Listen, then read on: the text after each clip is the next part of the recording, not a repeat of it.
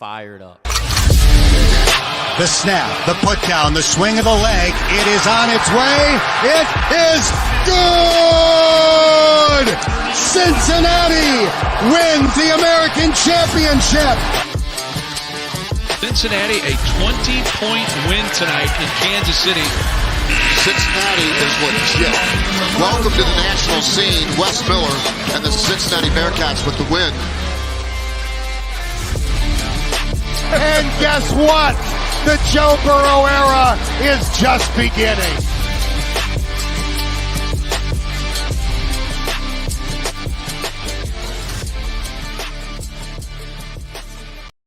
Welcome back. How's that?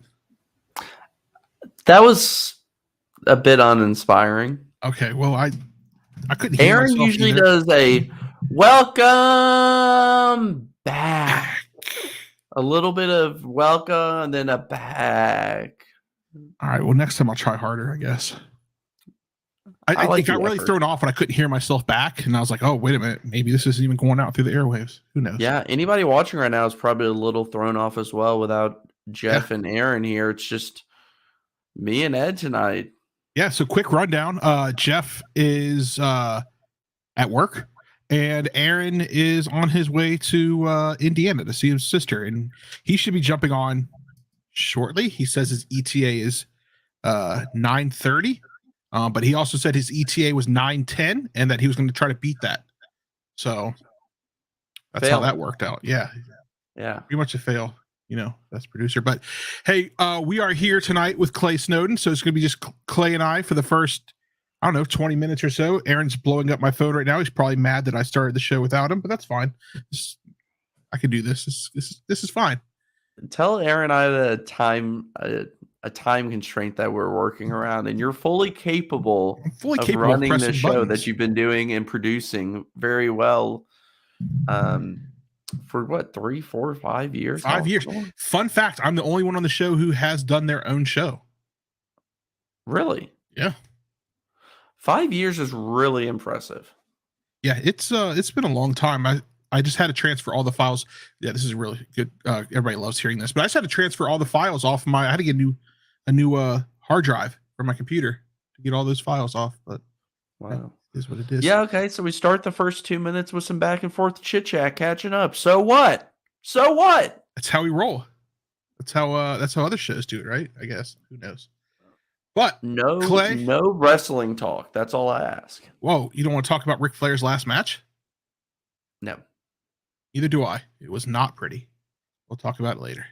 But some big moves happening in the world of the Cincinnati Reds, Clay. It's been a pretty busy week for you, has it not? Yeah, it's by far been the busiest week I've ever had. I've been going since 7 a.m. this morning. It's currently 9:22. So I was telling you before, and this is my third podcast of the day. So did a Just Baseball live stream and then the Late Night Reds live stream for the breaking news of Tyler Mahle getting traded. I've done a lot of articles too, so my brain may be a little bit fried at this point. We'll try to keep you on track with the information as it goes down. But I'm guess we'll start from the beginning. It started all last week on Wednesday night with the trade of Tyler Naquin for Jose Acuna and Hector Rodriguez.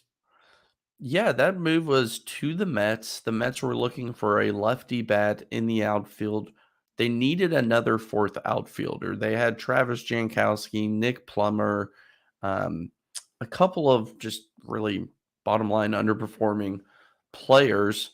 Travis Jankowski, former Red, now Seattle Mariners system player, along with every former Red. And I like the move personally. Philip Deal also went to New York in that move. They need a lefty in the bullpen. I assume he's just organizational depth for them, or they didn't really get anything at the deadline today in terms of a lefty. So maybe Philip Deal could actually see some action. I hope not for Mets fans. The return's interesting. It's a couple of young players.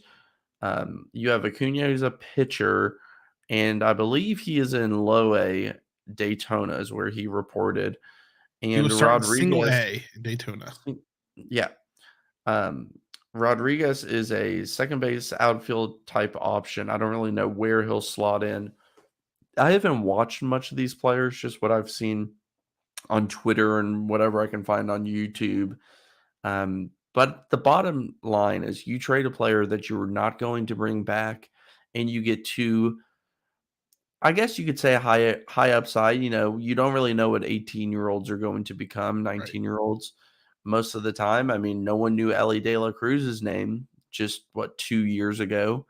So you don't really know what these players are going to be. I like that particular move, going with kind of lottery ticket young prospects for Tyler Naquin, because you weren't going to get anything close to the MLB with Naquin unless you wanted to get like a complete project reliever who's 26 in AAA or something like that. So personally, I like the move. So that happened on Wednesday night to the Mets, and then the Reds were pretty quiet up until the weekend. When no, they weren't. The next day they went ahead and made that trade. Luis Castillo for a Nove Marte, Edwin Arroyo, and Levi Stout. And Andrew Moore. Is Edwin Arroyo related to Bronson at all? He absolutely is not. Okay. All right, well, to work through that return, Noelvi Marte is a top 25 prospect across baseball. Right now, he's playing shortstop. He's playing shortstop tonight for your Dayton Dragons. And last I checked, he had 2 groundouts, a really nice play that's making its way around Twitter, and also apparently a throwing error, I think it was. I was not watching the game tonight, but Marte projects towards third base more than shortstop long term. He doesn't have the best footwork for a shortstop, and as you know, the Reds are loaded at shortstop right now for the foreseeable future. I think he is somebody, and you may just check his age and say, oh, he's several years away. I think he could be somebody who's just like De La Cruz's path and be up by 2024. I would love to see him as the starting third baseman going forward. I think he'll be a better defensive player at third base, and the bat will play up. He has enough power to stay at third, a great hit tool, and that's what makes him a top 25 prospect in all of baseball. And he immediately went to the top of the Reds farm system, as you can see on the screen here. If you're listening on podcast, he is number 1. Nick Lodolo's number 2. Now, Lodolo will graduate very soon, within the next 2 weeks, which will push Ellie De La Cruz up to number 2. Now, with all these trades, with the draft picks about to be entered into this, and midseason updates, this list should look very different. I know over at Just Baseball, I talked to Arm today, and we will be updating our Reds list very soon. And looking forward to do a live YouTube Q&A on all of that once it does happen. The second piece in that trade, Edwin Arroyo, shortstop, 18 years old. He's in rookie ball, switch hitting shortstop, slick fielding, more of your traditional shortstop in terms of just build and everything. I think he's a much better defender, and I think he will stick at short if they choose to do that. Now, of course, if Ellie De La Cruz ends up being what we project him to be at shortstop, Arroyo will either be traded or he will assume a different position.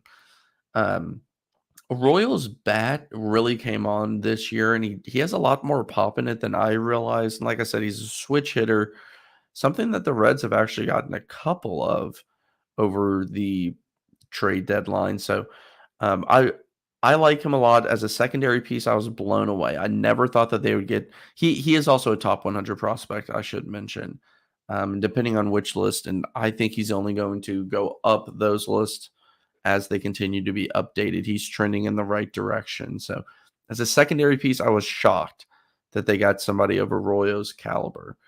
Levi Stout, he should be around 18, I believe, in the rankings. Ed, if you want to scroll down. There he is. Is he 18?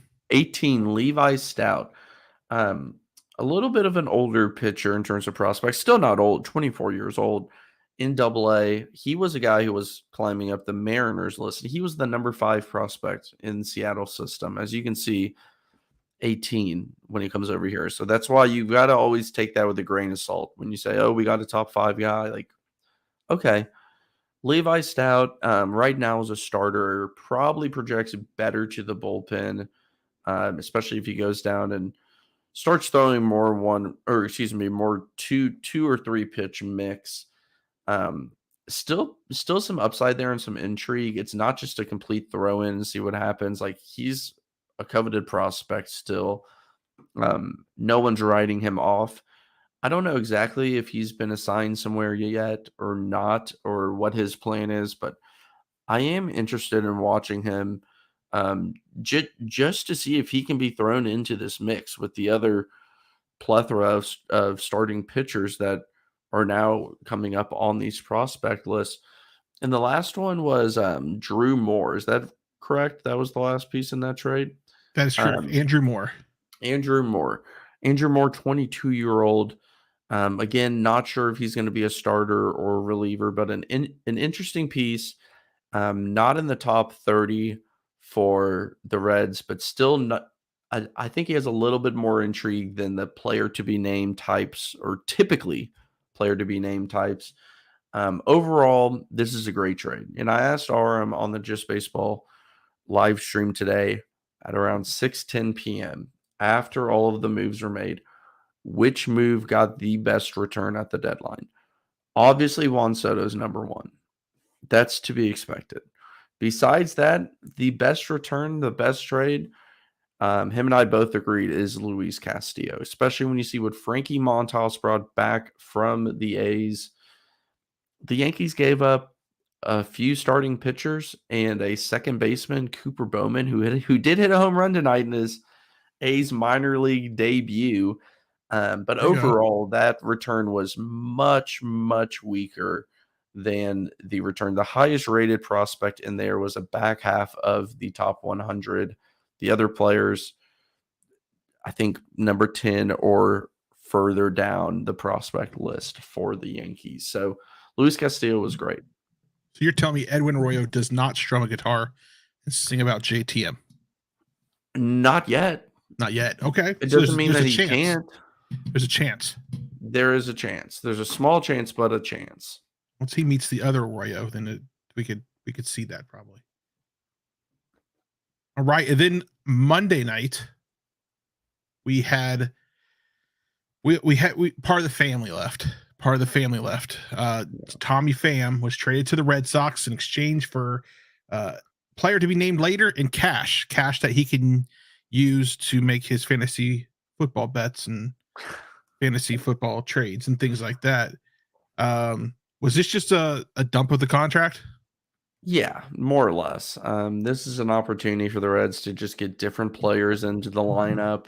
Tommy Pham being on or off this Reds team does not change a damn thing. So why not just move him? The fact that they got anything for him was somewhat of a surprise, honestly. The return was about what I expected it to be, pretty much nothing. He'll go to Boston, have a chance to, I guess, play some, be a fourth outfielder. Boston had a very strange deadline. There's just not really much to be said. I guess he had I believe, $7 or $7.5 million contract. So prorated, the Reds will save that money as he was traded, so his contract goes with him. So whatever the division works out to be for the rest of the year, that's how much the Red Sox will pay him. So the Reds save a little bit of cash. An opportunity for Jake Fraley, Albert Almora, everyone's favorite, Aquino, TJ Friedel, players like that to get into the lineup. We'll miss Tommy here in Cincinnati. He was part of the family of Reds. For whatever reason, the past two players that came to mind when I thought of just like outfielders join the team, like have name recognition coming in and left at the deadline, Puig and Pham. Both very Aggressive players. very something. I don't even know what to call it. Both are something. That's for damn sure. I don't think Puig's trade will ever be topped. I don't think just go out there and start a fight with all of Pittsburgh. And then, oh, by the way, at the same time, you're being traded. Yeah. Please don't injure yourself because we don't want this trade to go through. That was like one of the more bizarre things I've ever seen in a sport. Just like this guy's traded. I'm just going to go beat up some guys on the other team. What was the gentleman who was traded yesterday in the middle of batting practice? Christian Vasquez. And then he's like, all the reporters surround him, and one of the handlers just like taps him on the shoulder, go, let's go. And he just walks off the field. I thought that was rather interesting. So, all right. Well, we'll miss you, Tommy Pham, and that attitude of yours. And I hope you all the best in your fantasy football season coming up in the next couple weeks. So we go to today. Two moves made today. We have Tyler Malley being traded for Spencer Steer, Christian Encarnacio Stand, and Steven. Yeah, you told me this at the beginning. You told me how to pronounce this at the beginning, and I said, I got this. Hasher. I knew there was a Hasher, Hasher. I had to traded to Minnesota. So I called Jack McMullen from Just Baseball. He's the play-by-play for the Indianapolis Indians. And the reason why I called him is because being a play-by-play, you have like access to more or less these like audio files that pronounce names for you. Yeah. So I called him. I was like, hey, how do you say this name? So I listened to it a few times. He put it over the phone, and that's at least my understanding of how you say it. So about that return, this is going to be a long-winded answer as well. So just sit back, Ed, enjoy your Coney and your Mountain Dew. How did you know I had a Coney? Do you really? No way. Okay, start eating that because I'm going to talk for 10 I already ate them. I ate them before we started the show, but I got some crackers I can eat while you're talking. Yeah, go ahead and start eating those crackers. All right, I'll put myself on mute so you'll hear crunch. Yeah, please do. We don't need we got etiquette around here. I got you.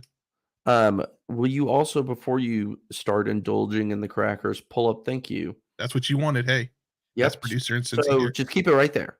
Yeah. Spencer Steer, this is the first piece, and I guess what you'd call a headliner of this deal coming over from Minnesota. 24-year-old infielder, second, third, probably if he plays this year, could be seen at third base.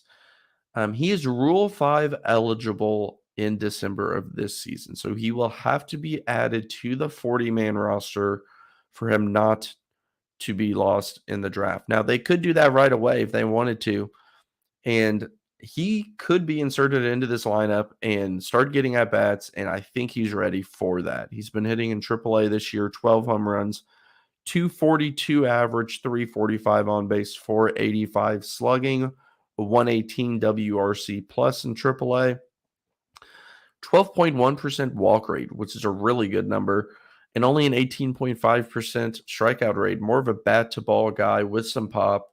I think he'll, if I was the Reds, here's what I would do. I would either, because they didn't trade Solano and they didn't trade Farmer, which makes things a little bit more complicated. I would call him up. Hell, I don't really care who they get rid of. I mean, it's a lost season. If you just want to DFA Matt Reynolds, I literally don't care, even though he's playing like well enough and can play shortstop, I guess. But Spencer Steer, I want to see him in the lineup. If you put him in AAA, I mean, I guess they could, but if you have to add him in December, why not just add him now? He's ready to go right now. Number 7 prospect, just ahead of Jay Allen, Chase Petty, Reese Hines, some big-time names, some first-round draft picks or comp picks and second-round picks. So, yeah, I like Spencer Steer. I don't know just how high his ceiling is, but I feel like he has a pretty high floor. At the end of the day, we need to find out what he is and Jose Barrera. So if they want to go ahead and call him up and start playing him, I'm cool with that. The second returning piece, and this needs to have an asterisk next to it. Christian Encarnacion Strand, the number 17 prospect in the Reds system. He was the number 23 prospect in a Minnesota system, a system that's not as deep as the Reds. So how does he climb? Because when they did this, they updated it to an extent. He should have been higher in the Minnesota rankings, but he wasn't. 1100 OPS in college, 993 OPS in the minors in his 2 seasons, 22 years old. I think this is the guy who has the best chance of taking over for Joey Votto at first base. He has a ton of power, 20 home runs in AA this year, 296, 370, 599, 6.7% walk rate, 23.3% K rate.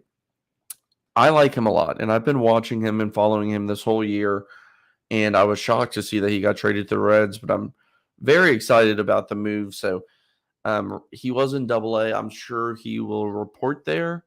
Alex McGeary is the AA first baseman right now. He'll likely go to third, where he's been playing most of the time. I don't know if that's a long-term play for him, though. Nick Quintana, who was brought over for the Tucker Barnhart trade, is currently the third baseman in AA. I like Encarnacion Strand a lot. Steve Hasher, which I still need to check on that name. That's how I heard it, so that's what we're going to go with. 21 years old, turns 22 next week. 6'4" lefty, 6'5", 240 pounds. I like this guy. He hides the ball really well. He's a lefty, and he comes over kind of quick action towards the plate. I believe he's the 30th ranked prospect right now in the Reds system.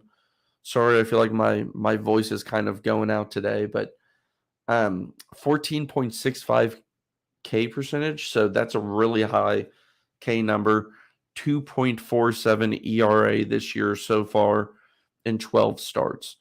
I don't know just how high his ceiling is, but at the end of the day, even if he moves to the bullpen, the Reds don't have a lot of lefty bullpen options right now in the minors. Pitched at Michigan and was selected in the second round of the 2021 draft. So the second pitcher the Reds took from that draft, with Chase Petty being the first one, but both were with Minnesota at one point. I'm just going to go ahead and touch on some of these as you finish up your crackers here. So real quick, because you were having a hard time with Hasher. I went ahead and went to howtopronounce.com, and it is pronouncing it as Hayar. Yeah. That's what it looks like, and that's what it should be. I don't know the origin of the word, but I'm going off what the pronunciation said in Jack's, whatever you call it, whatever Jack has. You're right. Hajar is the second pronunciation of that. Hajar. We'll figure it out one day. Those who can't look on the screen here, I'm just going to go through some of these updates. If we can scroll near the top, this is the Reds' top 30 prospects. Of course, whatever list you look at, this is Pipeline, which is run by MLB.com. Brandon Williamson's at 5. He's in AAA right now. Maybe he gets some starts this year with Castillo gone and Malley gone. Chase Petty's at 9. That's another big name. Reese Hines is at 10. He's been playing pretty well. He's an outfielder now. Tyler Callahan's at 11. I think that's high. Battled injury most of last year. Hasn't performed great. Austin Hendrick, that's really high. He's at number 12, former first-round pick. Not giving up on the 21-year-old, but man, he's not looked great. Matthew Nelson at 13. Take or leave it. I think Andrew Abbott could climb up that chart pretty high. Another lefty, college arm, starter, 23 years old in AA. Connor Phillips should jump maybe more than anybody on this list. He's at 15 right now. He was the player to be named, 21 years old, in the Winker Suarez trade, pitching in Dayton and Chattanooga. Sorry, I just went blank there. So I think he could jump. We talked about some of these other ones. Christian Roa's interesting. And scroll down a little bit, Ed. Lyon Richardson has been injured and hasn't pitched well. I wouldn't be surprised if he completely falls off. Daniel Villoheen at 26. That's a catching prospect to keep a name on. Hitting well in Double-A, just recently got called up. The Reds keep drafting catchers. They keep trying to find somebody. He may be the one at 22 years old who is able to take over the backup in the future. So that's all I have about prospects. I know that was a lot. I know that we still have another trade to get to, so I'm going to take a deep breath. Take that deep breath. How was that? I'm ready. I mean, you're back there, with Sparty. He's giving you power to power through this last half of your day or last part of your day. But at about, 5 o'clock this afternoon, Brandon Drury was traded to the San Diego Padres for a Victor Acosta, which my son is super excited about because he thinks he plays soccer. And that's it. That's all we got for him, right? Yeah. So, as you know, Brandon Drury, and scroll up on this list, please. Brandon Drury was traded to the Padres. I like the fit a lot for San Diego. He can play all over for them. With Hosmer gone, Luke Voigt gone, Will Myers will probably play a lot of first base. Hell, Brandon Drury can play first base. Drury can play left field for them. Third base, if Machado needs a breather, DHs. I don't want to see him at short. I doubt he will play short. He could play second and move Cronenworth to first. They just become very multiple with Drury in their lineup. And remember, this guy was signed for 1 year, $900,000, right? It was a nothing. He played absolutely out of his mind in Cincinnati. He was so much fun to watch. I just really, really enjoyed seeing him play for the Reds, but he brings back an interesting prospect in Victor Acosta. Now, I'm not going to act like I know a lot about Victor Acosta. I'd heard the name just browsing through prospect lists like I do, and I think he moves to around 15 in the rankings for the Reds. He was number 6 for the Padres, a system that has traded a lot and over the past day. He's young. He's an 18-year-old playing in the complex here. We're not going to act like we know much about him. A little bit of speed and supposedly a great fielder. So years away, but an athletic kid who's just another lottery ticket. Yeah. Hey, I got Aaron here in the stream. I'm going to go ahead and add him in. But while I'm adding him in, I do have a question for you. You had mentioned a little bit ago about, hey, let's go ahead and just bring some of these guys up and let them play, let them get some playing time. I mean, it's a lost season. Do you think that's a move the Reds should make? I mean, should we just bring up some of these top prospect guys and just say, hey, we have X amount of games left in the season. Go out and show us what you can do, and then we'll talk again in spring training. Yeah. Hey, Aaron. I think it's very dependent on which player.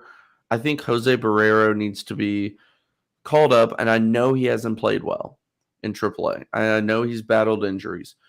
But who cares? This season literally means nothing at this point. Get Jose Barrera some at-bats, some consistency, and just see what clicks, or at least try to find out more information, more time on task to just see if this guy is a plan for the future or if he isn't. I don't even care where they play him. I want him to play short, but the Reds are obsessed with Kyle Farmer, so it doesn't look like that will happen. Brandon Williamson, I wouldn't mind seeing him. I think he still has some work to do. Probably more of a 2023 debut than 2022. But if you call him up in September, no one's going to argue about that. The majority of the guys on that top 30 are probably not 2022 guys. Clay, I've been driving. I have no idea what you guys have been talking about. I've spent 30 minutes talking about prospects, and Ed's been eating crackers from his meal. No, let's be honest. I've put in some work here. I'm proud of you, bud. I want to go back to before Wade Miley moved to Chicago, before Tucker Barnhart went to Detroit, and you look at this Reds team, knowing that, as the dominoes start to fall that this team isn't going to be competing. And all of a sudden, it's turned into the haul of prospects that we got. Are you happy with what the front office has been able to do with these moves as a whole and where the future is looking as they now have maybe the deepest shortstop and center fielder core going all the way down to low single A out of anybody in all of baseball? I've got this for you, Clay. Aaron, if you would have been listening earlier while you were driving, Sorry, Clay, again, driving. Clay would tell, well, I mean, phones and Bluetooth. Clay did mention that he believes that the Reds had the second best trade deadline of all of MLB. That's not what I said. Wasn't the question. That also wasn't. That's not what I said, and it didn't answer the question. So I'll take it. Thanks, Aaron. Ed, I said Luis Castillo was the second best return. Same thing. Return. Yeah, that's close. I'm sorry. Bottom line is, do I wish Reds ownership worked differently? Yes. Would I rather keep players long term and sign a Luis Castillo because money didn't matter? Of course, that makes everything easier. You don't have to go out and find prospects if that's the case, but it's simply not the case. So working with what we have to work with and knowing the landscape of the Reds, I am really excited for the return that they got. Luis Castillo's return it literally shocked me. And I've done a lot of research for 2 months on deadline stuff and written probably 35 articles just surrounding the deadline with other teams and landscapes of other teams. And it's truly incredible what they were able to bring back. And to see him go to the Mariners is, I guess, kind of cool too, with the other players there. But yeah, Frankie Montas did not bring back hardly anything, and everyone considered him 1A, 1B with Luis Castillo. You look around at the other returns for starting pitchers, they were pretty bleak. Just not a whole lot going on. Noah Syndergaard, who's making $20 million. This is more speaking on how much pitchers cost. Syndergaard's been okay, pretty good. $20 million. They brought back one prospect near the back end of the top 100, I believe, for him. Some don't have him as a top 100, but that's it. And the Reds got 2 top 100s. The Athletics got a back end of a top 100 and a bunch of guys who are just kind of jags, right? Just a guy. I like the returns as a whole. I think that the Marte Arroyo return from the Mariners has a chance to produce at least 2 everyday starters and probably 1 at least bullpen arm. I think Noelvi Marte has all-star potential. Not going to say he will be an all-star, but that type of potential. And Edwin Arroyo's on the same track. The trade for Tyler Malley's trade, I think, solidifies the roster a little bit. You have Spencer Steer, who I think at the very least will be a big leaguer for several years with a high floor, even if he's just a backup or a utility guy, which I don't think he's exactly projected to be that. He has a little bit more to him. That's a good piece to get. I think that Christian Encarnacion Strand has a ton of power and very well could take over for Joey Votto. There's a starter there. And then Steven Hazard is at least an interesting lefty. That's how you answer the question, Ed. I have another question. All right, I have another Clay, question. we need to talk. No, Clay, we need to talk. Sorry, I've been here since the beginning. I know. I'm trying to help you out. You've asked a lot of questions. I'm giving I tagged out, Ed. Ed. Hey, I was trying to talk as much as I could just so Ed wouldn't have to do transitions and questions. He's the producer and he's great at it. I'm trying to take the load off of Ed a little bit. I was doing a nightcap with Dave so that Aaron didn't have to do a nightcap later. Aaron was driving. There's been a lot of moving parts tonight. Yeah. My takeaway, Clay, from the past, and as Aaron goes all the way back to the Winker and Suarez stuff. For far too long, because of Great American Ballpark, this franchise is focused on corner. First, third, left, right. And instead, I thought it was incredibly refreshing to see them focus on short, center, like as 18-year-olds. Because guess what? We played baseball as kids, right? Guess where the best players played? Yeah, shortstop. Shortstop or center field, like or catcher. Like those were up the middle. Those were where your best players played. If they were acquiring, and there's and I ask this because there's a large contingent out there that's like, why so many shortstops? What are we doing? They can't all play shortstop. Well, it's not even that, Ed. They're 18, 19 years old. If I'm targeting a kid that's 18 and 19 years old and he didn't play shortstop, that kid probably sucks. Yeah, I mean, bottom line is they're likely the most athletic players on the field, and as they fill out, they're going to have the best footwork on the field. So if you want to move, and the feel and the speed, and right, if you want to move somebody, it's easiest to move them off shortstop, and that's why you see so many players. Manny Machado comes up as a shortstop and is moved over. It's in terms of fun. If you want to get really good fundamentals going left, right, tough throws, very difficult angles, big arm, shortstop is where you want to be. Now, moving players to center field's a little bit trickier just because of the way that the ball tails both directions and having to cover the most field and be able to track, which tracking sounds easy and it looks easy on TV. I've done batting practice and shag balls. But you're not an elite athlete, Clay. Well, so tracking a ball is the amount of carry these guys get on the ball is unlike anything you've ever seen. It's tough to teach. But yeah, so the other thing about this is how many really good teams have a bad shortstop? None. So when it all comes down to it, let's just say perfect world here of the 6 options that we have at shortstop. Let's say 3 or 4 pan out. Okay, well, if we don't want to move them, we have other positions filled, whatever. What's going to be the top trade asset in the Reds system? A young, controllable shortstop. Right. And that's all these prospects. I hate to say it because it dehumanizes them, but this is what prospects are. They're assets. Rather, you want to use them in a trade or you want to use them as just cheap talent, which the Reds tend to like to do. What they're doing is just getting as many assets at an extremely important position. I think here's the thing for me organizationally, because I think if they can stick to a damn plan, this is the right plan.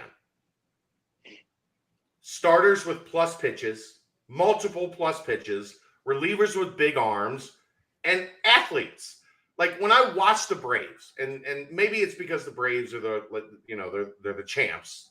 When I watch the Dodgers, I see electric baseball. There's guys making plays in the gap. There's guys hitting the ball in the gap and turning it into a double, or if you bobble it, it's a triple. Like that's not where the Reds roster has been. I think because of Great American Ballpark, there was this belief that just build a beer league softball team in Major League Baseball. Yeah. Because they play in Great American Ballpark. Well, guess what, dumbasses? They only play half of those games in Great American Ballpark. Like it only works half the time. And if a pitcher comes in to Great American Ballpark and keeps the ball down and you're not able to drive it into the outfield, then your entire plan is tanked. LA De La Cruz, the guys they got for Castillo. Yep. It represents a change in philosophy that I think this franchise has desperately needed, because there was almost like we built this ballpark and now we're going to cheat our way. Mm-hmm. on our way. That's a fantastic pause for him, though. It's So dramatic. The Rockies Well, tried to do that with. Am I back? Oh, You're now back. you are. The Yeah, now Rockies you're tried back. to do that with Coors Field, and it hasn't worked.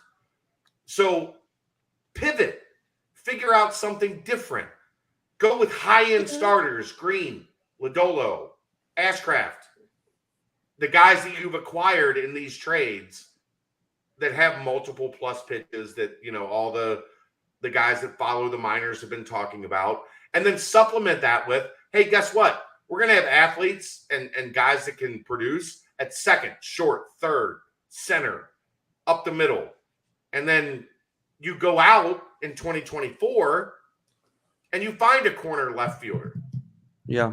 And one thing that I want to note about what they've done that I've noticed immediately is... Do you agree with me or not, Clay? No, I do. Because the Yes. easiest positions to find in baseball, easiest positions Are the to corner find guys. are corner, outfield, first base. Those are the easiest to find, and that's kind of where the futures everyone's kind of worried about, right? Oh, who's going to play in the outfield? Like that stuff's going to be easier to find. One thing that I keep coming back to, and it's just been on my mind for whatever reason. I did a really extensive deep dive article about the Oakland Athletics offseason this past year. All of those players they traded off: Chris Bassett, Matt Olson, Matt Chapman. They had a whole list, 5 or 6. Yeah. Billy Beane, who everyone praises, right? Oh my gosh, Billy Beane's the best ever.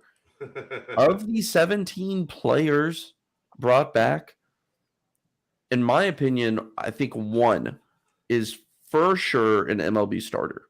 All of the other ones I have extreme questions about. They've underperformed.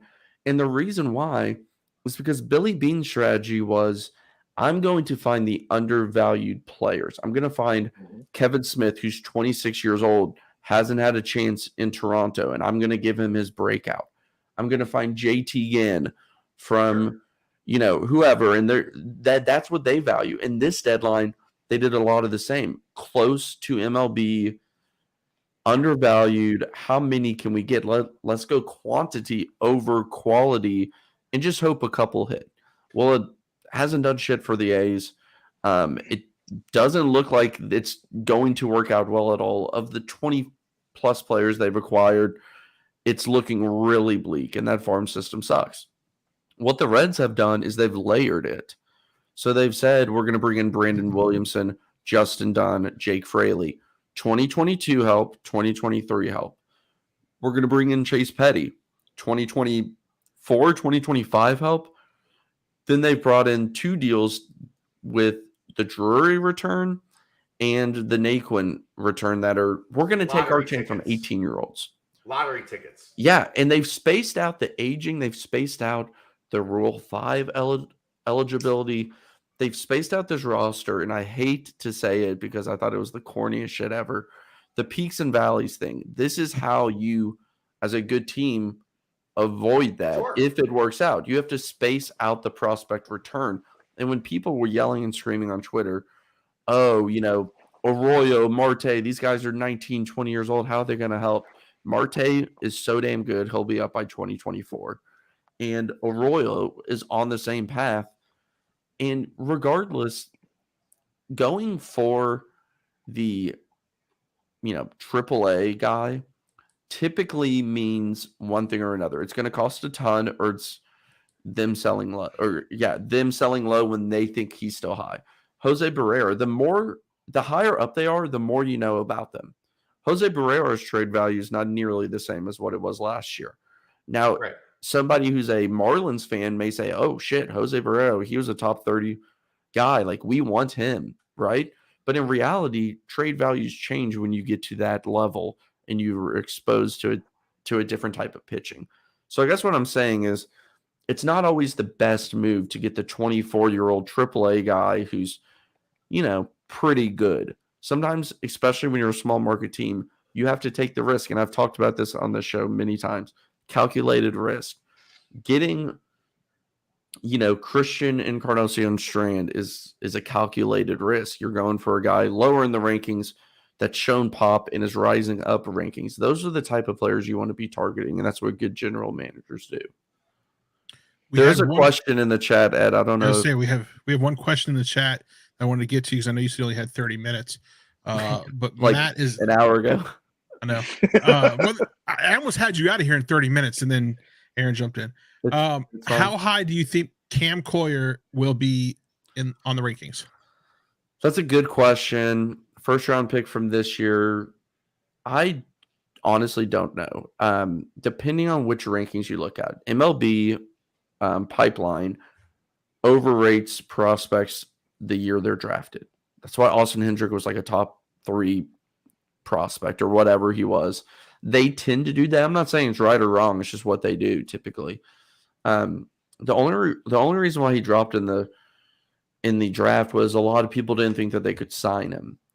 It would cost too much, or they're worried about him deciding to go to college instead. So he drops, the Reds get him. He's 17 years old. From what I'm not a draft guy, but I've talked to plenty of people just baseball who are draft guys. And I was watching their live stream when this happened, and they were freaking out about how excited they were for the Reds to get a bat of this caliber that late in the first round. So I'm really excited about it. Where will he slot? If I had to guess, man, they just brought in all of those trades today. Yeah. I mean, he's top 10 for sure. He's a better prospect than Jay Allen. He's a better prospect than Spencer Steer, I'd imagine. I haven't seen him play. Cam Coyer, I've not seen him play. I've seen just a few highlights. That's it. He's 17 years old, people. Let's just wait until he's 19 or 20 and seen some at-bats before we dive too deep. Clay, I think the big August 10th, before we let you go. August 10th, I'm in for Mo. I want to do a deep dive on the radio on like the plan, and can Cincinnati stick to finally like develop a plan and say, hey, guess what? This is who we are. This is what we're going to do. Like, this is who we're going to be. I think, I guess my question for you before I let Aaron ask his final question and we keep you for 2 hours. I'll stick around a little bit longer. Are we at a point where we look at this and say, okay, they finally have a path. They finally have like a meaning, internal agreement on what they want this franchise to be, because that's the thing that Cincinnati fans are disgruntled about is, okay, this was the plan. Oh, well, no, that's not the plan. This is the plan. Okay, that's not the plan. Now this is the plan. And they have to stick to this. To piggyback on that, all I was going to say is that the biggest takeaway, that we actually have a plan? And is that something that the fans can actually put some faith in this front office that has been desperate this entire season for the fans to actually have any type of faith in?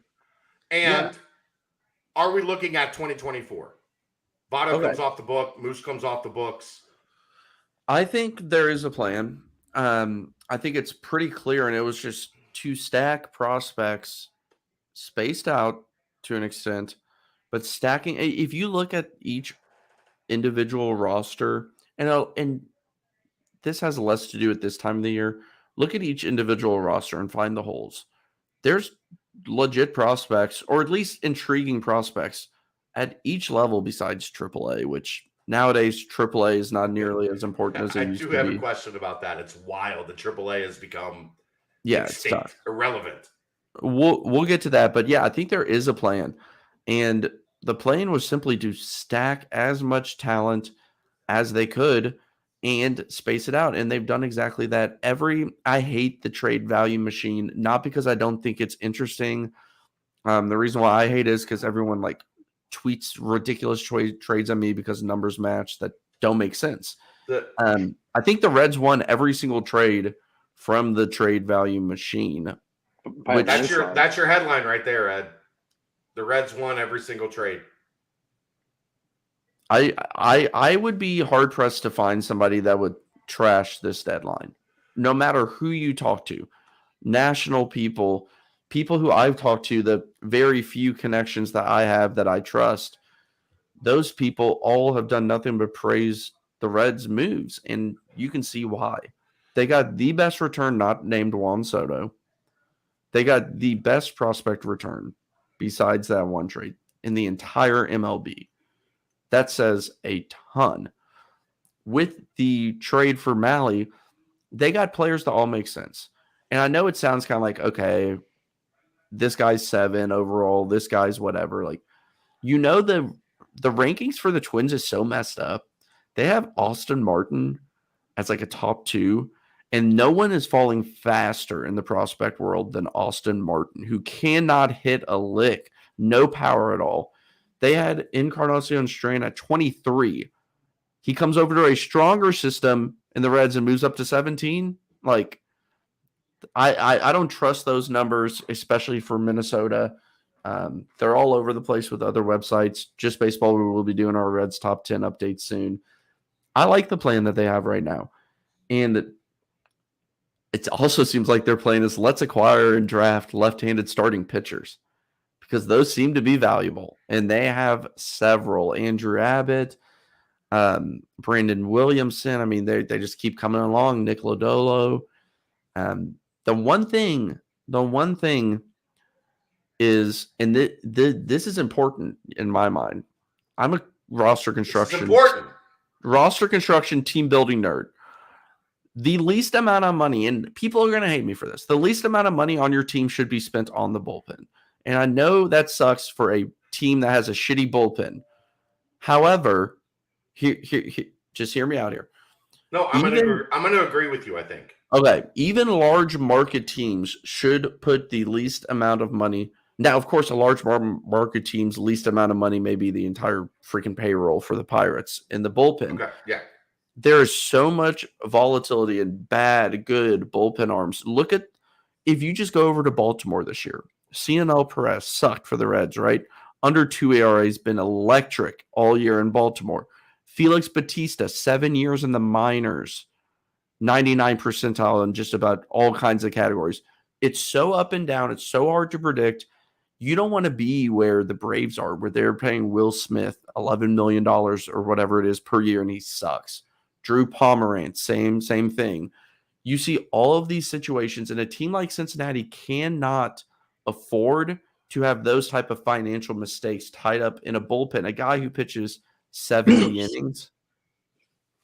Okay, so what I would say to that, and I agree with that in large, you also cannot be 29 in bullpen spending. That I do agree. You have to at least be smart about it. I would even say, look at the Bengals.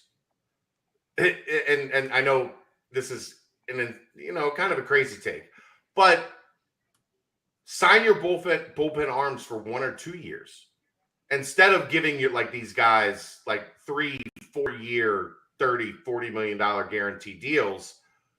But you can't be at 6% of your salary is in the bullpen. Yeah. It needs to be 10, 12, 14%, but it has to be done wisely, like you said, where you can cut bait on a guy if it falls apart. Yeah, and that's what you want to avoid. Because what happens with bullpen arms, the good ones typically do everything they can, their agents do, to get that third year. Well, right? And teams throw them when they're hot. They throw them 97 innings, and then they're ruined for 2 years after that. If you go through some of the top offseason signings, just off the top of my head, Andrew Lope went to the Angels, has been pretty damn bad. Ryan Tepera, both making like $8 million a year. Because they not had a good year. good. This happens so often. And with a team like the Reds, you cannot afford those type of money mistakes. You're talking about, if you have a position player playing okay and he's $8 million, at least he can impact the game more often than the relief pitcher can. But what they have right now is they have a ton of pitching depth in the organization. And someone like Alexis Diaz can always pop up, right? Just kind of out of nowhere. Like, even if you look at the Dodgers, do you know who Evan Phillips is? Nobody does, because Evan Phillips. I haven't met him yet.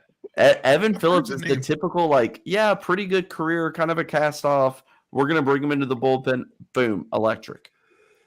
Good teams find that because they have good pitching, coaching, and development. It's not always about how strong is their track record. It's about what can we do with that. Look at Tampa Bay. How many Tampa Bay bullpen arms can you name off the top of your head? Yet most of them are really good because of how they're used and what qualities they look for when acquiring them. So, do you remember when Nick Kroll took position, like his current position? It's like Was December it 2019 or something. So is this what his second trade Second and a deadline? half. So yeah, second. I think he had 2020, which, whatever, and 2021, if I believe correctly. Ed may be looking that up right now. So is it safe to say at this point in time then that Nick Kroll may be a dude? He's pretty good. He's pretty or- good. Yeah, and I made this case. I wrote an article kind of reviewing the offseason for the Reds about a month and a half ago. And it was kind of looking at each trade and signing that they did. Sonny Gray trade is fine. It's not bad. It's not good. It's fine. They got a high upside arm. And with that, they also traded away Sonny Gray, who's been injured 2 or 3 times this year and pitching 5 innings at a time. Like, that's about what you'd expect. I'm not going to run through every trade, but the only one that really was a head scratcher doesn't really matter. Amir Garrett for Mike Minor. Like, who cares? And at this point, there's Mike Minor. He's going to have to eat some innings for the Reds and finish out the season. But overall, I think it should have just been Wade Miley. Well, Wade Miley's pitched 19 innings this season. Okay, yeah, he's been about as effective as Mike Minor. Yeah, about. But Nick Kroll I was just think standing. overall, Nick Kroll has done a good job. I think Yeah. a lot of people could argue, I was a little hesitant to have that take just because there's, an argument that could be made that, oh, well, how about this move or that move? And that's fair. But I think he solidified his, kind of tip of the cap to him with this deadline. No GM's perfect at all. The best ones in the game screw up all the time.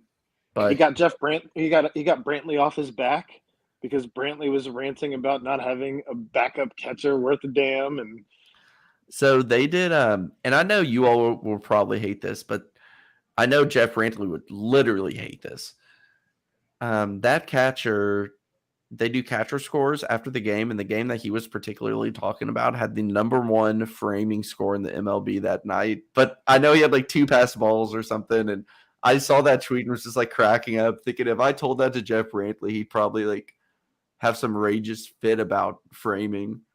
he'd punch you with an ice cream cone from UDF. That's fine. Yeah. He's slap you with a slab of ribs. Nick Kroll was announced general manager general manager on May 10th, 2018. Oh, wow. Okay. Well, I think he had a change in title. But Dick Williams was president. Yes, he was assistant Right. manager in 2015. Chad, As president, Dick Williams was calling the shots, right? Probably. Chad, did you have something you were going to say about AAA? I'm just amazed when watching the trades now that there are no AAA players. Like AAA has become irrelevant. Non-existent. Like it doesn't exist. Like it used to be when you watched the trade deadline, like a team would trade somebody and they would get like 3 AAA guys in return. Now that doesn't that's not even. If you get a AAA guy, people are like, "Oh man, this team got fleeced." Yeah. AAA has turned into kind of a practice squad, if you want to jump back to the NFL analogies, where you have a bunch of 26 through 31-year-olds who aren't exactly prospects anymore, but are not bad enough to just not have a job, kind of break glass in case of emergency type rosters. Now, there's going to be some prospects in AAA, as you know, but it seems like the difference between triple and double A is shrinking. And from what I've heard is the difference between the minors and majors is seeming larger and larger of an adjustment. Now, of course, there's going to be exceptions to that rule, but and maybe that's because AAA doesn't mean shit anymore. Like the people aren't camping guys in AAA for a year, like to get them ready anymore. Yeah, they're camping in Double A. Lot of quick stops in AAA. You may see someone go Double A, Triple A, like a starter may pitch 18, 20 starts in Double A, then 3 starts in Triple A before he gets called up, or something along those lines. Could be the baseballs are different in the MLB than they are in the MILB. I think they fixed the baseballs. I'm convinced that they have. If they'd quit messing with the baseballs, they wouldn't have to fix the baseballs. Just saying. It's just wild. Like, does any other sport just like tamper with the ball that they've used? I don't. Probably in the NBA. Well, I mean, Tom Brady famously did, but yeah, that's true. I want to ask the most pressing question, perhaps, of the week. Do you still have time, Clay? Yeah, I don't care anymore. Whatever. I was going to say this would be my last question, if nothing else. Everybody, I think, wants to know how you picked the 6 cigars that you sent Mo Egger for each of the Reds wins, and they won tonight. So, I mean, does that count as one of those 6 Reds wins the rest of the way? Those who don't know, I guess I can show you all. Just give me 1 second here. All right, Ed. He has a Keurig in his office. I want to tell you that you're a superstar for tonight. Well done, Ed. So what I have here in my office is a humidor. My cigars. Whoa, Clay. So I have a humidor with just a bunch of cigars in it. I'm a cigar fan. I smoke cigars a lot. Yeah, it's kind of my thing. So I remember when you had one with Matt Latos. Yeah, I remember you did too. Clay collects cigars, and I collect baseballs. So I knew that Mo was a cigar fan, and he had me on after I wrote the Reds deadline article to discuss it, which is funny because I was like in Colorado on vacation and had to like go to my buddy's bedroom and lay on his bed to do the call so I wouldn't distract their at-home working, which is really a strange setting. So I said I was with Mo at the Holy Grail 2 weekends ago, and then at the Budweiser deck. And I said, hey, thanks for having me on, whatever. Like, I'm going to send you some cigars. And he's like, no, don't do that. Dude, I have like 450 cigars. Like, I'll send you 5, whatever. So I being a big fan, I was like, okay, of cigars. I was like, okay, like I don't want to send him junk. So I sent him an Opus X, which is like a limited rare Arturo Fuente, really expensive. Not really, really expensive, but expensive. So which prospect would you relate that? The Opus X, man, it's a top 5 prospect for sure. It's like a $25, $30 cigar or something. Okay. Sent him one of those. What else did I send him? Did you know I once offered to buy a cigar for Adam Dunn at You've told me this. Okay. He said no. I sent him a Diaz de la Gloria, I think it's an AJ Fernandez Longsdale size, which is like one of my favorite cigars. I don't even remember what else I sent him, but I think I sent him just a few of my favorites. Okay. Hopefully he likes them so he doesn't think I just have shit taste. Well, sorry to put you on the spot. I mean, it was just, I thought it was fascinating and in pure Clay form. So well done. Well, yeah, I didn't send me anything when I had you on the radio for the first time. That yours is still on back order. Oh, okay. Got you something very special. Well planned. Yeah. I mean, I was the first guy that had you on radio. Just a big fat head. You go right here? Yeah. Of who? You. Instead of Ed. You. Oh, okay. That's interesting. I'm not going to hang that. So. Clay, I'm going to send you this. It's a car magnet. I'm going to send you this Matt Latos bobblehead, Clay. Please because you don't. are such a big fan. I did just notice he has a crack in his neck. Sorry about he's that. terrible human. Clay, I I'm have sure Clay asked has heard a two lot people. of the same stories. Terrible human. I've Yeah, asked that's what I 2 heard. people that personally know Matt Latos about him, and both of them have said very bad things. He's Not a going to good hate on human. us on Not a Facebook. good human. I won't tell you who they are, but Well- don't guess either. I don't want to spoil it. Any other gems you want to drop before we let you off the hook here, Clay? You did plenty. If Ed didn't sink the ship, and You carried the load tonight, Claire. I know. I started writing this morning at 7 a.m. and have not stopped until just now. So, Clay, did you hear I'm published? third podcast of the day. Man, Best podcast of the day. This is the most fun podcast to do. Especially. Clay, did you know that I'm a published writer? You are at what was that? BearcatJournal.com. No. What was the basketball thing called? The TBT. TBT. You were at the TBT or wrote about it or whatever. For BearcatJournal.com. Right. I did. Right. Who I've heard Published the writer. proprietor is quite an asshole. I don't like that guy. Clay, we love you. We thank you for your time. Get back Is to that writing. it? Do you have anything else before I go? Oh, I mean, again, we could. Clay. Wednesday, August 10th, you and me, we're gonna go until we can't go anymore. What time of the day is that going to? 3 to 6.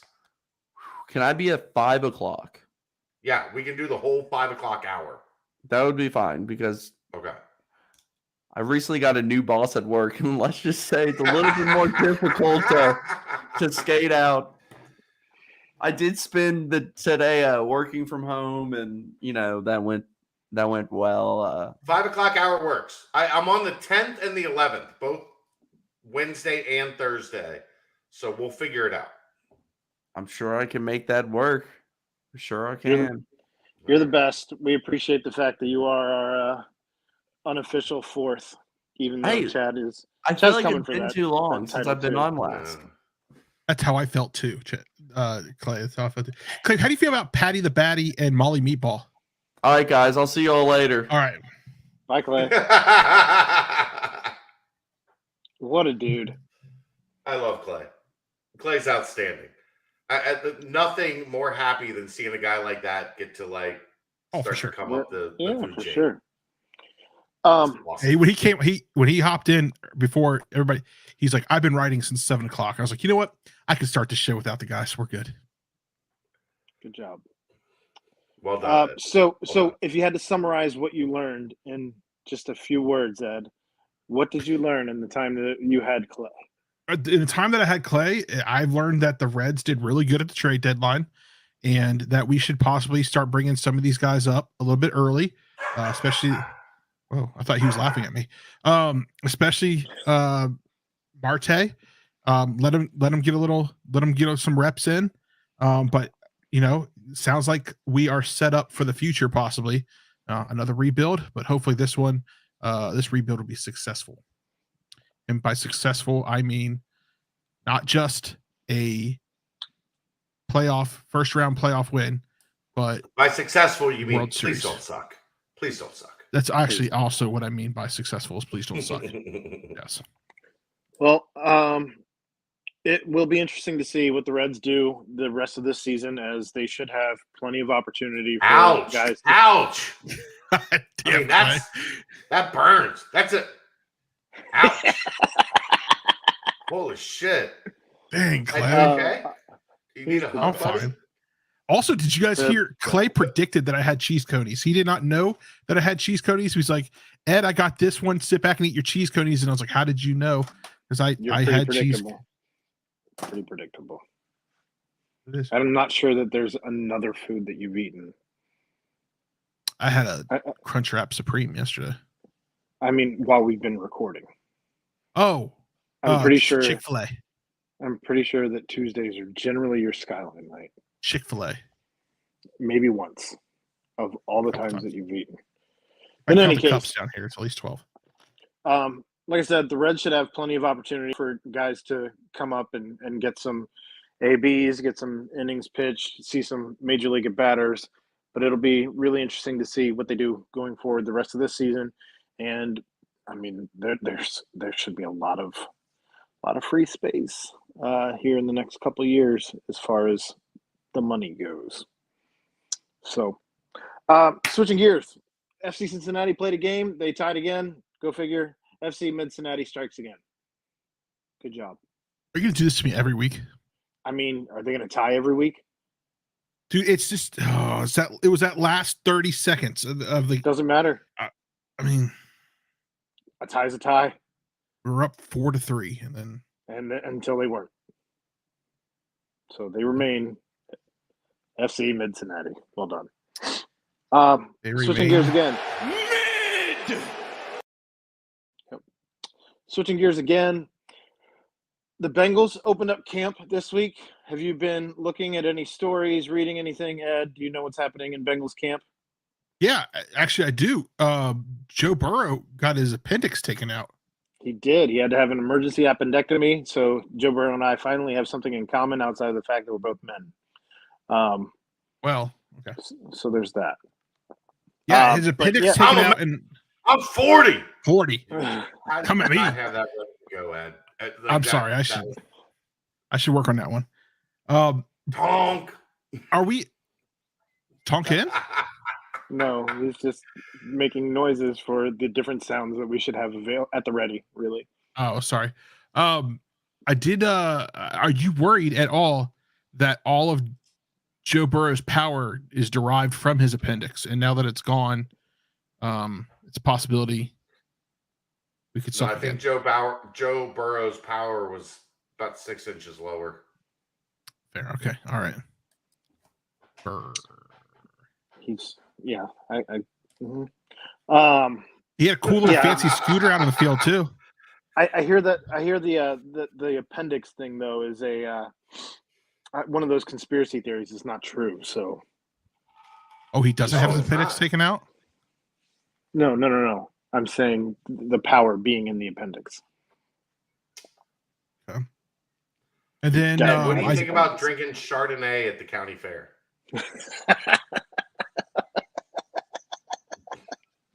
Why would we drink Chardonnay at the county fair? Why would we drink Chardonnay is where that question begins and ends, actually. Okay. I also saw Evan McPherson. Evan McPherson kicked a 62-yarder on Saturday 65. It had plenty more to go on it. He said he could have made it from 70 the way he kicked it. Dude's a dog, right? He is. Yes, he is. Dog. But he, I don't know. I mean, I don't know that he's going to have a sophomore slump. I know people were worried that last year was an anomaly. He said himself that he's, last year's stats. He's not looking back and compounding on last year's stats, but I think you're silly not to. But in any case, I don't think he's going to have a drop off. I hear that Jamar Chase and T. Higgins are both looking as good as ever. Eli Apple having a good camp so far. Hayden Hurst looking like an actual tight end weapon. Catch. Yeah. The Bengals may have lucked out on a guy who needed an opportunity with Hayden Hurst. And obviously you had some things being said that people were interpreting the way that they wanted to from CJ Uzomah. And maybe that's just looking like a parting of ways was exactly what we needed by both parties.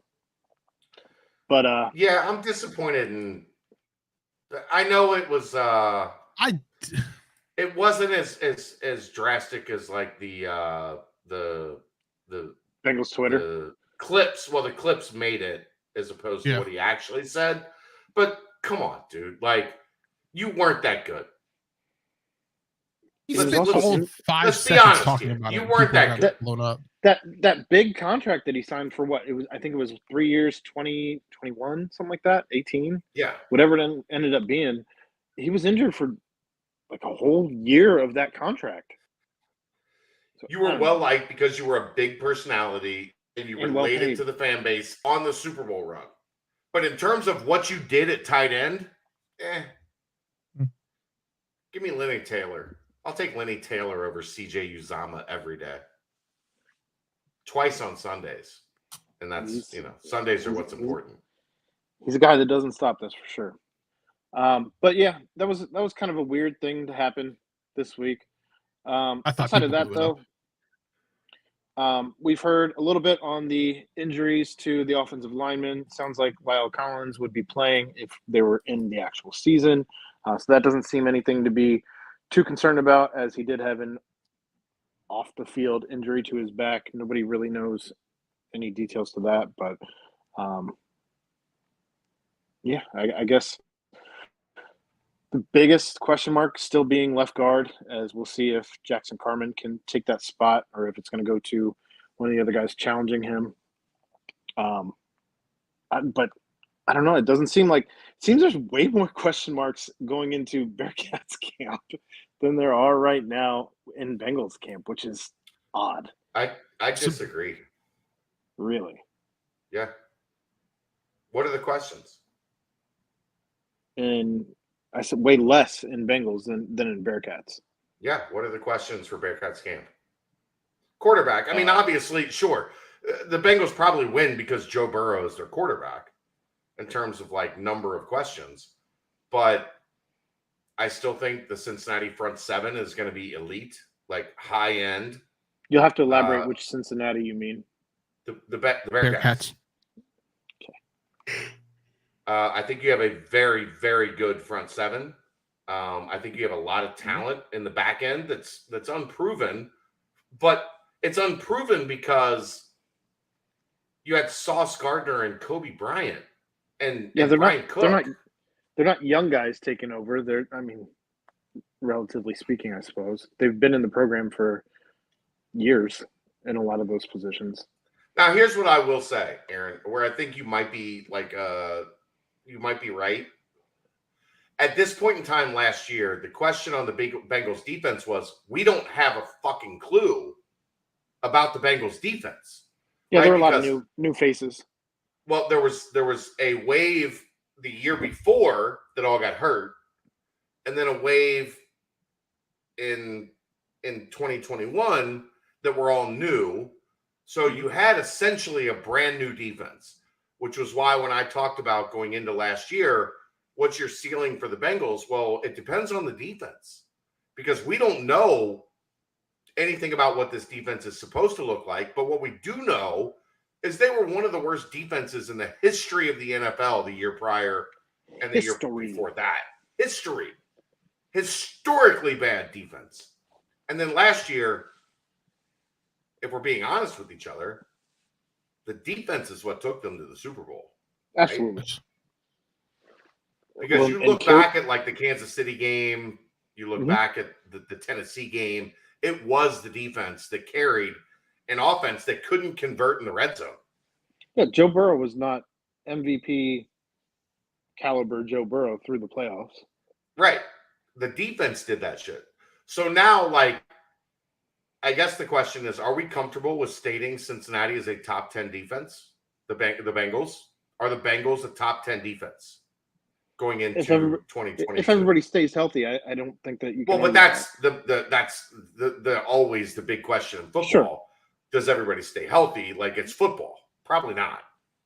Right. But I also think the Bengals have more answers now than they've had in the past.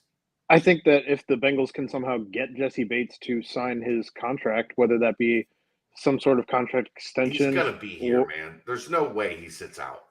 No way. Or his franchise tag, then I think it's inarguable that they're a top 10 defense with the addition of Jesse Bates to the defense that is currently standing at I agree. Training camp. Last year, what we thought was, okay, they're a bottom 30 defense. There's 32 teams. They were probably 30 coming in. They proved to be a top 15 type defense. If they're now a top 10 type defense and you have Joe Burrow at quarterback, oh boy. Well, how good are you? As we're talking about last year's rankings, are you ready to call Joe Burrow a top 5 quarterback in the NFL now? Yeah, I think we're there.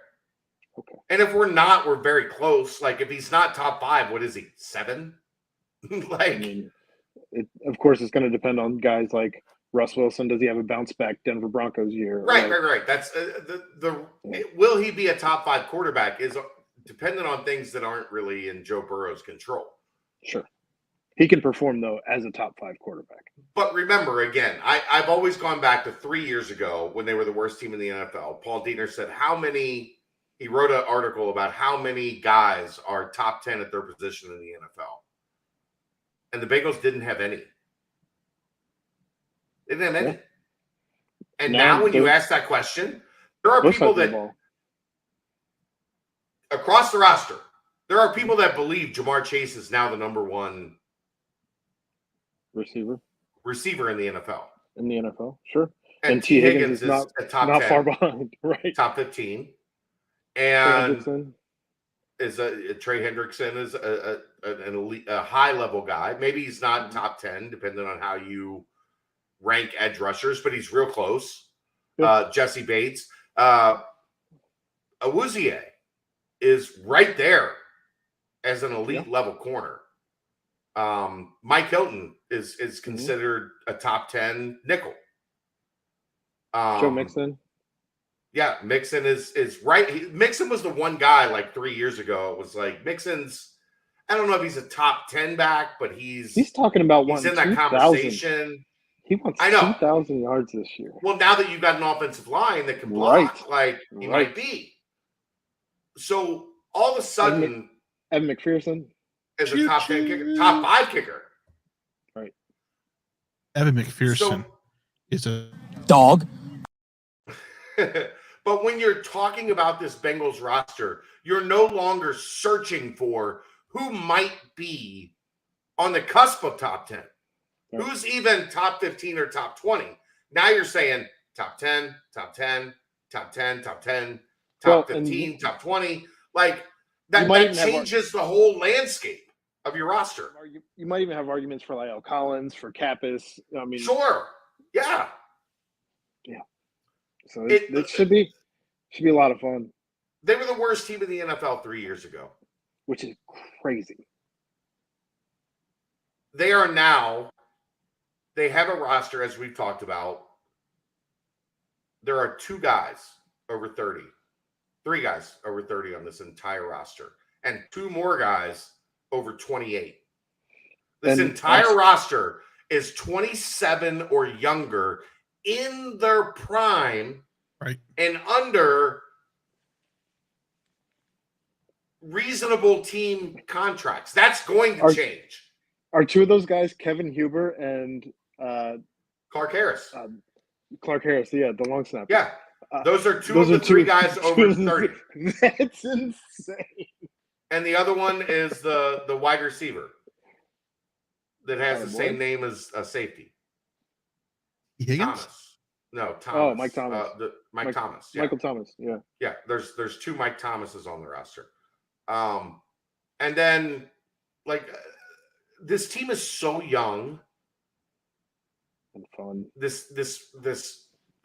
It's hard to fathom that not only is this team so young, but the roster is in incredible position in terms of the salary cap and all the things that are going to be anchors in the NFL. Well, and that's one of the things that the NFL has right that no other sport can really do, that you can flip your roster 3 years, over, man, 3 years from the worst to the best or second best, I guess, that quickly. You know, I saw something the other day about the Bills that really fascinated me.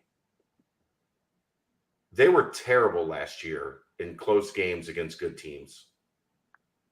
And I know they get they are the best roster in the NFL. They lost every close game against good teams last year. Eventually luck runs out, man. Is that roster really as good as we think as good as the national media thinks it is? That was kind of like the Bengals, though, the year before this past season, where the lost roster a lot was of bad, close man. games. But that roster But was they so lost. bad. But they lost a lot of close games, and now you flip some of those games, and all of a sudden you're finding yourself in the Super Bowl with obviously an improved roster again. Yeah. But you're still flipping some of those games with the roster wasn't completely different last season from the year prior. Yeah. Hey, Bill. 45 minutes ago called and wants their comment back.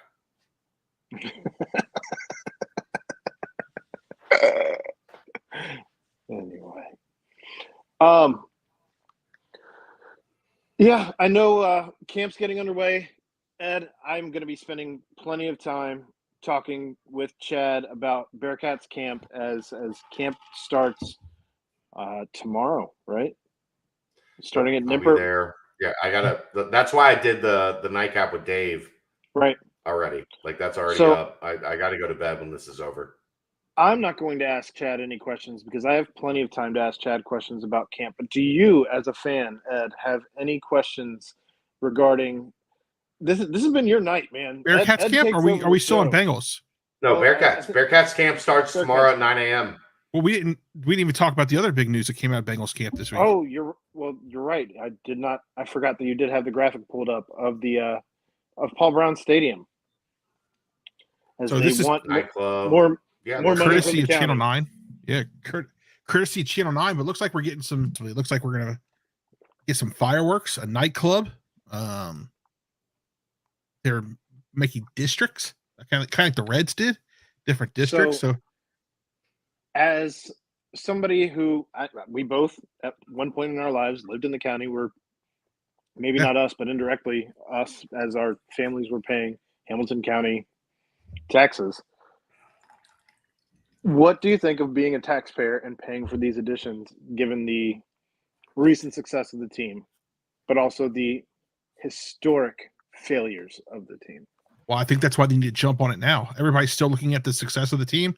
Everyone's Sure. still Strike while the believes- iron's hot. Exactly. Everybody believes they're going to be a great team. They want to have a great fan experience like they do down at Great American Ballpark. And I think the Bengals have put together kind of a pretty good fan experience. I mean, they're finally going to make this dreadful, ugly ass cement stadium and make it look and make Good night, it look Kelly. and make it look, like an There's actual Kelsey. NFL stadium. That's what I thought it Oh, was. Kelsey. Like an actual NFL stadium. I mean, if you look at some of the notes here, we're going to have a banner, a ribbon going, an LED ribbon going, She's so an tired. LED ribbon going across the inside of the field. I mean, All right, get out. right now Good that's night, only buddy. homemade signs and stuff. We're gonna. It looks like when you look through some of these drawings, it looks like they're gonna get rid of the big escalator that went up to the top section. Over Yeah, they're here. talking about having a boardwalk connecting the upper levels. We're gonna move the existing video board over to the middle of the field where it probably should have been to begin with. They have a nice little, patio area behind the board. I mean, the pictures I make don't it look great. Now, can they really do it? So Yeah, there's where the thing used to be. Here's my thoughts on things is I agree. If you're going to do it now while the team is, selling out season tickets and what have you. I also think that it's far cheaper on the tax holder or the taxpayers to do a revamp, a remodel, as opposed to tearing the whole damn thing down and rebuilding. While I would love for there to be a dome here in Cincinnati, and I wish that they had gone that route to begin with. I think this is a huge step forward, and it also ensures that the Bengals are here to stay, which I don't think they were ever going anywhere. I mean, at one point in my life, I was hoping they would leave. But I mean, yeah. Where are you going to go, Ed? Well, that's a good point. Probably FC Cincinnati Stadium. Cincinnati. But thanks. When would this go on? I haven't read that far into it. I've only seen, the pictures. Well, I've only these read are all about renderings, and it's not been accepted yet. These are all just ideas they're floating Right. out there. But so when would that they is- have to put that on the ballot? Is what I'm trying to say. I would imagine it'd be the next election cycle or next Presidential election. cycle. Well, I don't think they'd wait that long. I guess the next voting. Okay. Midterms, I guess. Right. I would imagine. I also kind of, I think they have to be strategic on when they put this on because right now, things If it's aren't looking too November hot. if it's November though, and the team's sitting at what in November, you're looking at. Oh yeah, you get the emotions right there. Yeah. I don't know how many games you're at, but I would imagine the Bengals would have a winning record in November at that point in time, barring any crazy injuries or something. So yeah, I think it'll be all right. I think it'll be I'm good. also really excited about JT of the front office news bringing back Club Metropolis at Paul Brown Stadium because just having a nightclub, especially Club Metropolis nightclub is going to be great. Get out of here. Would you go to No. Thank you. No. I just don't see there's nightclubs anymore. I live 2.5 hours away anyway. So I put in the group chat that based off of some of these projections, adding a nightclub, things like that, I'm starting to believe that it's a possibility that Hard Rock Casino is going to name the stadium. Who do you think is going to name the stadium? Potentially. But at the same time, I don't know that Hard Rock's necessarily getting into the pro stadium. They already have Fair. the Miami Miami Hurricane Stadium. So I don't know if they're going to get into all of that, but having a nightclub at a stadium isn't a new thing. You do realize that, right? To me, it is. We don't have nightclubs in Cincinnati anymore. Well, we're old, and there was just a pandemic, so bring back Red Cheetah. A lot. Oh my God. Moving on.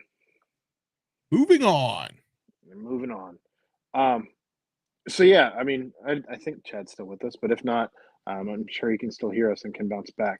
But I'm here. It's like I said, you asked me what are my questions? Yeah. I guess the big question is, and you guys have touched on in the nightcap, you guys have touched it on your Monday night show, your Thursday night. We do a lot of content. We do a lot of content at the BCJ. But I guess one of my biggest questions is quarterback. Who we're going to see? I know that's an easy scapegoat, but that's who we focus. That's what we focus on most of the time. Are we going to have, oh my gosh, his name just escaped me. Evan Prater, Ben Bryant. Thank you. I had Ben Bryant in my head. I couldn't remember Evan Prater's name. Who do you think, just from what you've seen so far? Do you think we haven't seen anything yet. Camp hasn't started. Well, they've had some training, right? I saw the spring game, and both quarterbacks looked. Nobody really had a day. They both had great moments. They both had some not so great moments. There were a lot of guys missing in the spring game as well, for various reasons. But yeah, nobody's really separated themselves. That's why it's still a question that's left up in the air. Obviously, is there a possibility? Is there a possibility he goes with the rotating quarterback? That was popular a couple years ago. I talked to him yesterday. I haven't listened to all of those yet. I don't think they want to go rotating quarterbacks. Gotcha. All right. But he didn't rule out that there would be some windows for both if there isn't a clear winner of the job. You know what I mean? I'm here for that. All right. Yeah. It's going to be interesting. He said 2 weeks is kind of that's what they're looking at. They're looking at a 2-week window to decide. They're not going to tell us. No, we'll find out game day. He said Thursday, the week of the game, and I was like, I don't believe you. We're going to find out The game kicks off Saturday at 3:30. We're gonna find out at 3:00 when Dan Horde starts the pregame show and says so and so is the starting quarterback today. But he did harken back to 2018 when they went in with Hayden Moore and Desmond Ridder, and there was a plan to get both of them on the field. It's just that Desmond Ridder won that plan quickly on the field. Does one of these guys stake their claim on the first drive or second drive of their career? Like, I don't know. What else you got, Eb? I don't know that I be more on. You don't have any other questions on the Bearcats? I mean, how going into camp, Ed? Okay, so we lost like Sauce Gardner. So how's that secondary going to look? I mean, and Kobe. And Kobe, and Kobe. And Cook. Also, my Alec Pierce card finally came in. I'm super excited to hear that, Ed.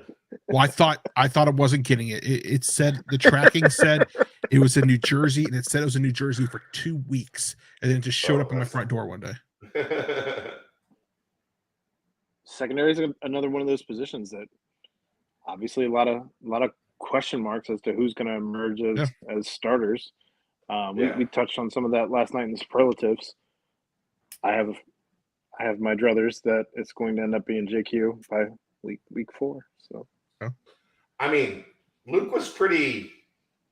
When I was like, "Is JQ going to be the boundary guy?" Like, Luke didn't rule that out. You know what I mean? Like, because you can't, right? I mean, you can. Technically, you can. It'd be silly at this stage. Like, you haven't seen what you've seen. Like, you haven't seen camp yet. So if he comes and shines out now that everybody's there, everybody's healthy. Right. It's different than lining up on. I mean, I love me some Blue Smith, but it's different lining up on Blue Smith than it is on. It's really difficult to be the heir apparent and then take over immediately. Yeah, but sure, here's where he does have an advantage. He got here early. Sauce showed up like the week before camp or 2 weeks, like right there before camp. And it was a battle for him through the first month of the season to find snaps. JQ has been here since January. He's been with Brady. He went through the entire, path of spring football. So he has a significant head start over where Sauce was when Sauce arrived. Sure. There's also, like, going into that season, Kobe was seen as the boundary corner. And the only thing that pushed Kobe to the field corner was that ultimately Sauce was just impossible to keep off the field.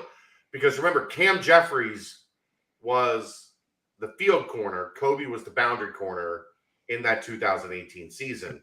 If you go back to that UCF game, Cam Jeffries was really good. How about all the people that were knocking Kobe for winning the award simply because they didn't go to Sauce? And now Kobe is shining out in Seattle. I am really loving good, man. I'm loving some of these videos that we're seeing on Twitter of these Bearcats at camp. That Alec Pierce separation in Indy was beautiful. The tweet today that said they're lining Stephon Gilmore up on him every down just so they can pick each other's brains and better him as a receiver going into the season. And you know what AP's saying in the back of his mind? That ain't no sauce. That ain't no sauce, man. I did this shit every day, bro. I did this shit every day.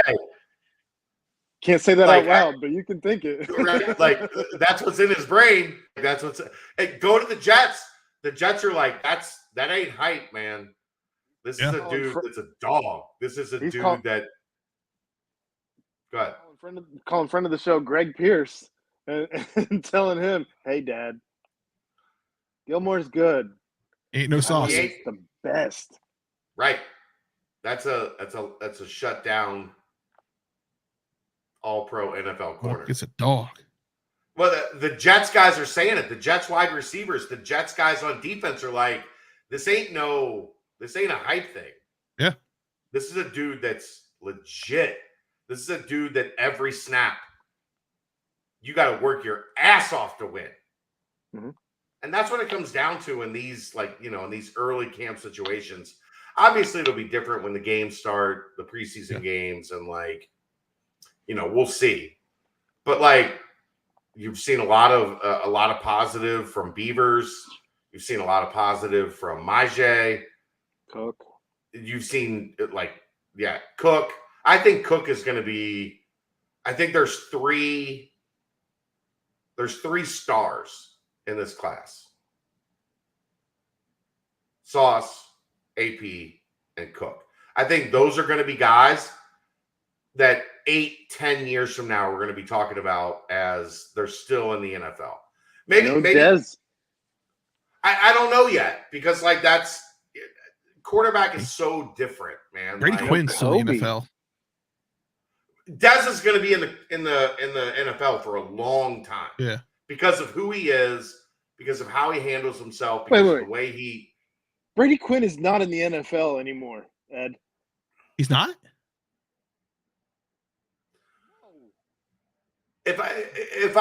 Aaron, if we're talking about is Dez guaranteed to be holding a clipboard in 2025? Yes.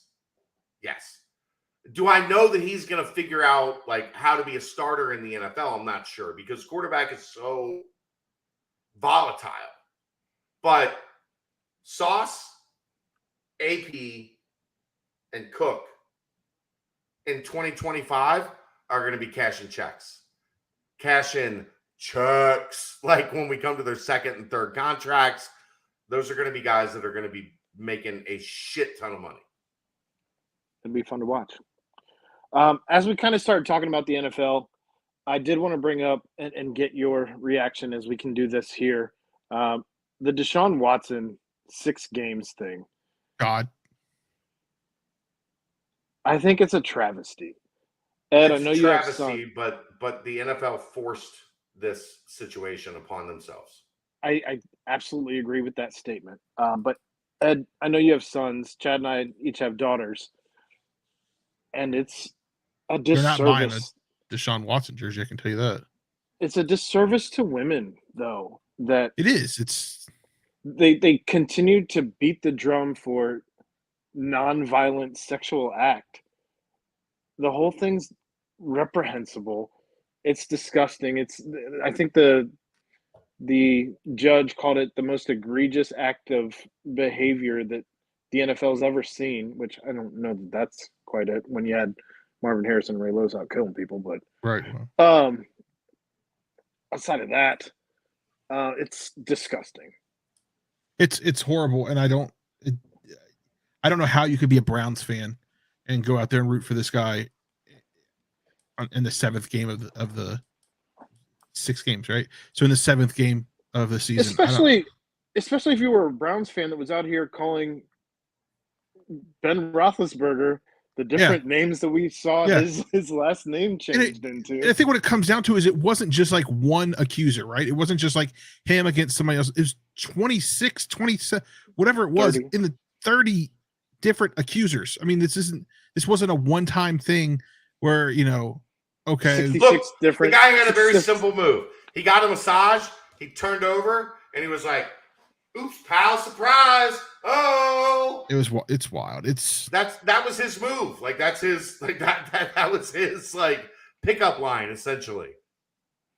That's to deem that non-violent. Yeah, that's.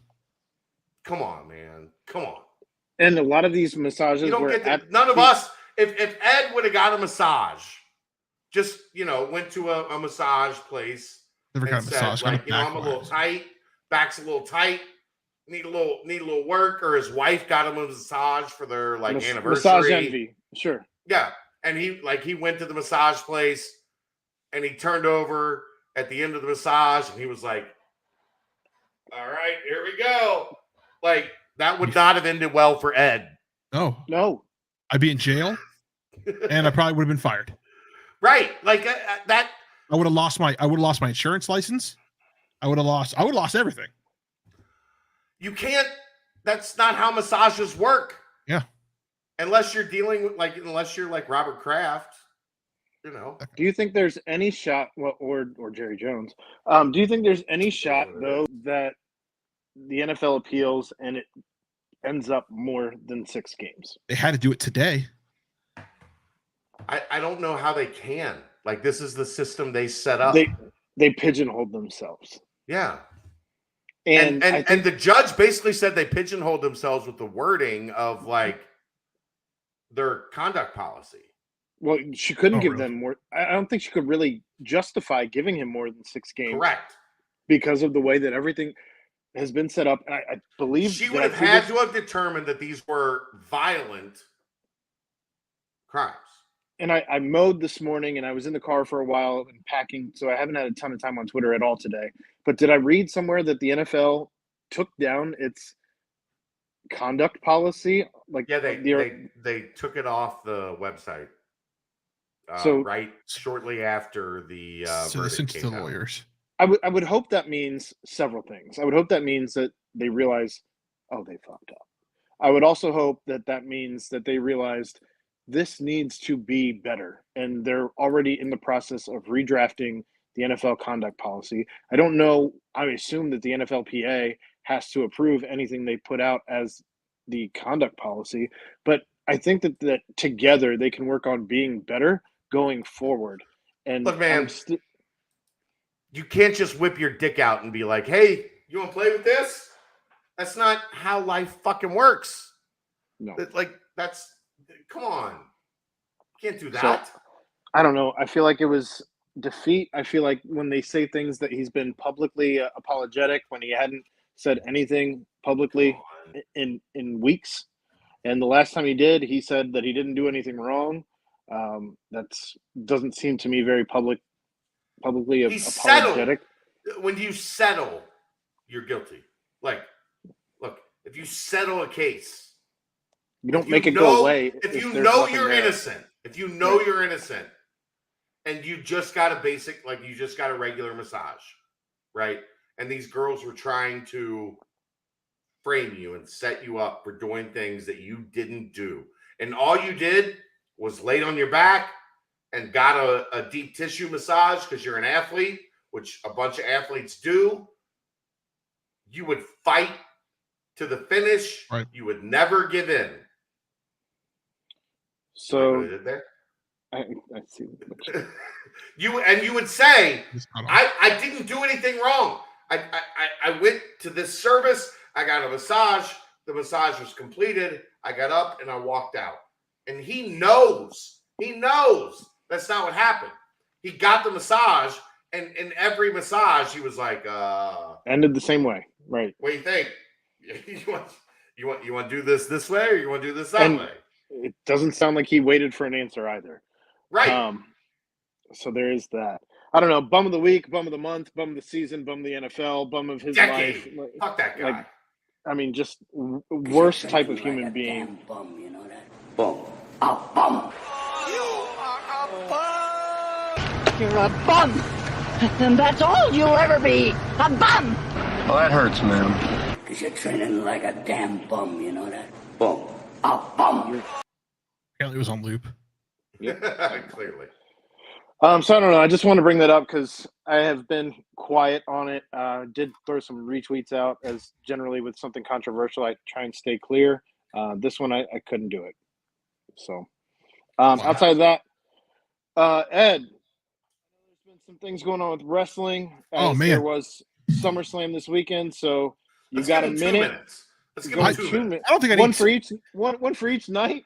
I didn't write down any reviews. I did watch a lot of wrestling this weekend, if we're going to be Go ahead. Let's go. All right. So I watched some AEW from Wednesday night. Oh my goodness, the guy's name. Make it happen, Ed. Come on. John Moxley. John Moxley came in. Oh, you want me to make the screen bigger? No, go fast. Oh, sorry. John Moxley put on a hell of a match to open up AEW, the Wednesday night show. I'm a big fan of John Moxley out of Amelia, Ohio over here. I got to know somebody at work that knows the man. I'm going to try to get him on the pod. Who knows? Come on, Ed. Fast. Okay, we'll keep going. Saturday night, SummerSlam. We have, well, actually, let's go past that. Triple H is back in the WWE. Vince McMahon retired, and now Triple H is ahead of creativity and talent. There's a lot of rumors going around on the internet that Triple H and Stephanie leaked all this information on Vince because they thought Vince was going to drive this business into the ground because he wasn't as good as he was, and that is why Triple H is back in the saddle. You can go on TikTok, and there's a whole bunch of people saying that. Former wrestlers saying this as well. You got 45 more seconds. Pat McAfee went out on Saturday night and beat bum-ass Corbin in the heat and humidity. Almost fell off the top rope, but he still made it happen. Shout out also to Jake Paul. Or was it Logan? One of the Paul brothers for beating The Miz. He actually had a pretty good match. She did some flying swantons. It was a match. And Ric Flair retired again. He had his last match again. I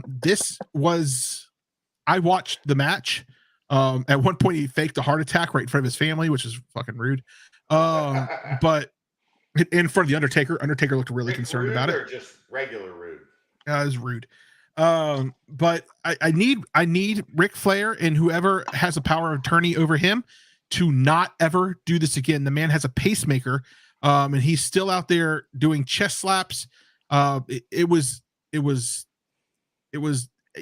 the amount of time he spent on the floor. It was time 15 seconds ago. Well, anyways, the amount of time he spent on the map trying to just gain his breath, split head wide open, bleeding all over the place. That's what Ric Flair does. Split head wide open, like he just he walked super slow to the ring. I'm just saying, Ric Flair, your last match was against Shawn Michaels. That we're done. We're done, Rick. Shawn Michaels gave him the old I'm sorry. Sweet chin music. I mean, Rick, you had a hell of a career. Shout out to you. I mean, you are a legend of wrestling. I would put you above Hulk Hogan at some points, but it's time. It's time, buddy. It's time. Like Ric Flair's career, it is time. That is the end of part of the punctuation. Ed, again, you picked up the ball when no one was there to play. Well done. Well done, Ed. Well done. Thank you. I got here as soon as I could. Proud of you, bud. It's fine. Hey, held it down. Proud of you. Big shout out. Thank you to Clay Snowden. As always, one of our favorite human beings. And fuck you, Deshaun Watson. Fuck you. Yeah. Up yours. For Ed Mayhall, for Chad Brendel, for Jeff Howell, who wasn't able to make it tonight, that was PTP, and we're out.